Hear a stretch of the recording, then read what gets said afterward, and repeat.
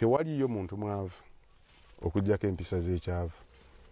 Empisa nga zenjavu, empisa nga za kyavu. Empisa zetulodinga ze zitufuula abaavu, empisa zisobola okubeeza ekigagga obeeza obwavu. Kakati gwe nkugambye nti nze bwe nteeka akadde kamu mu nnimiro nfunamu obukadde 7. Gw'oteeka 3 mu transit awo. Transit n'ofuna 3 mu 3. Oba toyagala ssente ng'oyagala nnyonyi, oba toyagala Uganda ng'oyagala kgendako China. Ku ibyo ino okulondako ekimu. Kati empisa zitwawula. Nze ne nfuna 6 n'ofuna 3. Empisa lula ku discipline. Discipline si kufukamira kubuuza. Mulimu n'ebirala bingi. Gwe wammwe sigamba gwe passe.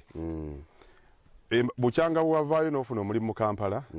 Oddayo ddi ogaye nti sajja bwanyongeza ssente abadde kakadde ne nfuna 2 wano wensimba ekimwanyi. Mu kuziika kwa Byanyimbe, mu kuziika tutuuka ku 7 kitundu ng'omwawula atandise okusaba. Okuziika kwa 8 bwe kuggwa ne twebakamu n'ovaayo.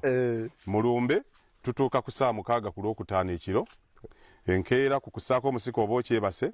Awo batandikira okusaba wooviirayo. Olumala okugabula n'osiibula. Kyokka odduka eka 10 kitaawo ne jjajjawo ze baaleka. Ogenze ku 5 ku 10 olowooza nti gwe mugezi. Obwavu mpisa.